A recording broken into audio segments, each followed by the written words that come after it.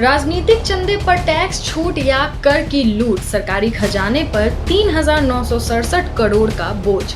दरअसल राजनीतिक दलों को चंदा देकर तमाम लोग, कंपनियां, संगठन जबरदस्त टैक्स बचा रहे हैं, लेकिन सरकार को इससे नुकसान होता है।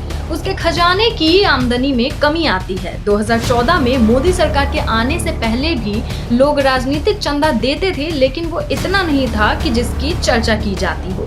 लेकिन 2014 और 2015 वित्त वर्ष में जो राजनीतिक चंदा दिया गया, उस पर 170.86 करोड़ की टैक्स छूट प्राप्त की गई।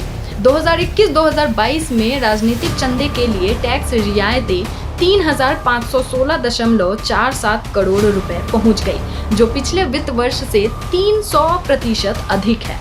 और भी बहुत कुछ जानिए। बता दें कि केंद्रीय बजट 2024-25 में वित्त मंत्रालय द्वारा दिए गए अनुमान के अनुसार राजनीतिक दलों को दान के कारण कॉर्पोरेट्स, फर्मों और व्यक्तियों द्वारा प्राप्त टैक्स कटौती का राजस्व प्रभाव वित्त वर्ष 2022-2023 में अनुमानित 3,967.54 करोड़ रुपए था। यानी लोगों, कॉर्पोरेट्स, फर्मों आदि ने राजनीतिक दलों को चंदा देकर 2022 और 2023 में 3,967.54 करोड़ का टैक्स बचाया, लेकिन सरकार के खजाने को इससे तो नुकसान हुआ। बड़ा सवाल यही है कि राजनीतिक दलों को ऐसे दान पर छूट क्यों मिलना चाहिए। आम जनता टैक्स भरती है और राजनीतिक दल चंदा वसूल कर बड़े लोगों का टैक्स बचवाते हैं। पिछले केंद्रीय बजट विश्लेषण के अनुसार यह आंकड़ा 2021-2022 की तुलना में 13% अधिक है और चुनावी फंडिंग में और बढ़ोतरी को दर्शाता है, जिसमें पिछले 9 वर्षों के दौरान तेजी से बढ़ोतरी देखी जा रही है। यानी जब से भाजपा केंद्र की सत्ता में आई है, राजनीतिक चंदा बढ़ा है और उससे सरकार के खजाने को राजस्व का नुकसान भी हो रहा है। 2021-2022 में राजनीतिक चंदे के लिए टैक्स रियायतें 3,516.47 करोड़ रुपए थी, जो पिछले वित्त वर्ष से 300% अधिक है। 2014-2015 में यह 170.86 करोड़ रुपए थी। उस समय मोदी सरकार को आए हुए 1 साल ही हुआ था।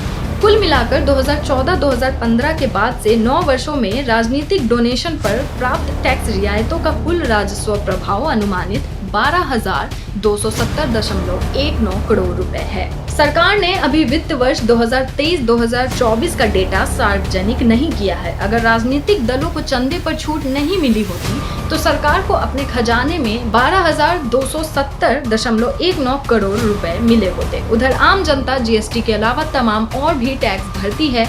वेतनभोगी आयकर से लेकर अपनी आमदनी छुपा नहीं पाते और उन्हें टैक्स देना होता है। चुनावी बॉन्ड का मामला सामने आने के बाद राजनीतिक दलों में जमकर आरोप प्रत्यारोप लगे थे। देश में सीपीएम एकमात्र ऐसी पार्टी है जिसने किसी भी तरह का चुनावी बॉन्ड लेने या उसके बदले चंदा लेने से इनकार कर दिया, लेकिन सीपीएम के अलावा बाकी दलों ने इसका लाभ उठाया है। लाभ का एक बड़ा हिस्सा भाजपा तक सीमित रहा। भाजपा को दान देने वाली कंपनियों में ऐसी भी शामिल थी जो ईडी और आयकर जांच या छापे का सामना कर रही थी। विपक्ष ने सरकार पर यह भी आरोप लगाया कि मोदी सरकार ने चंदे की रकम पाने के बाद उस कंपनी की ईडी या इनकम टैक्स जांच बंद कर दी।